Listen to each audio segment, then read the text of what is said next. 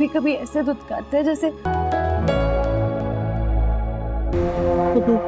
मैं उसके लिए कुछ भी नहीं हूँ।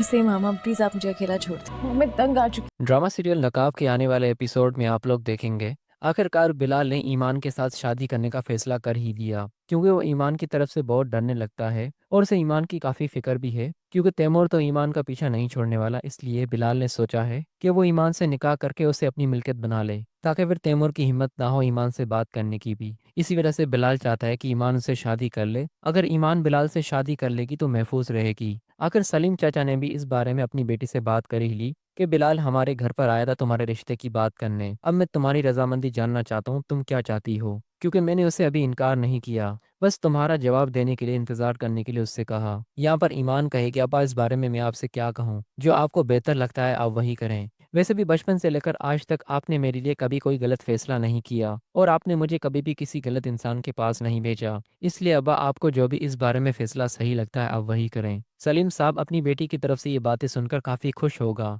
और वो तो पहले से ही खुश है कि बिलाल उसके घर में उसकी बेटी का रिश्ता लेने आया, क्योंकि वो भी अपनी बेटी के लिए ऐसे इंसान का ही इंतखाब कर रहे थे और आखिर उन्हें बिलाल के रूप में एक अच्छा इंसान मिल ही गया। उधर दूसरी तरफ तैमूर ईमान का पीछा छोड़ने का नाम कभी भी नहीं लेगा। आखिर ईमान के घर ही पहुंच गया, जहाँ पर ईमान अकेली रहती है। जब रात के टाइम ईमान अपने ऑफिस से घर आएगी तो उसके घर में पहले से ही तैमूर मौजूद होगा और तैमूर काफ़ी सारे पैसे भी लेकर आएगा अपने साथ। ईमान जैसे ही घर में दाखिल होगी सामने तैमूर को देखकर हैरान हो जाएगी और उसे कहेगी आप यहाँ पर क्या कर रहे हैं, जिस पर तैमूर कहेगा मैं तुम्हारे लिए आया हूँ यहाँ पर और तुम्हें हमेशा के लिए अपने साथ ले जाने के लिए। ईमान कहेगी आपने ऐसा सोच भी कैसे लिया कि मैं आपके साथ चलूंगी। गुस्से से ईमान कहेगी आप मेरा पीछा छोड़ क्यों नहीं देते, आखिर आप चाहते क्या हैं, जिस पर तैमूर कहेगा मैं तुम्हें चाहता हूँ, तुमसे मोहब्बत करता हूँ, तुम्हारे बिना मैं बिल्कुल भी नहीं रह सकता, इसलिए तुम्हारे लिए बेहतर यही है कि चुपचाप मेरे साथ चलो, वरना ये नोटों से भरा बैग देख रही हो, कहीं तुम्हारे रिश्वत लेने के चक्कर में बाहर मीडिया न बुला लूं मैं। ये बात सुनकर ईमान काफी डर जाएगी और अब उसे समझ में नहीं आता कि आखिर वो क्या करे, क्योंकि जिस घर में ईमान रहती है वहां पर वो बिल्कुल अकेली रहती है, लेकिन जब वो बिलाल के साथ होती है तो खुद को काफी रिलैक्स फील करती है। अब आखिर ईमान इस शादी के लिए राजी हो ही जाएगी,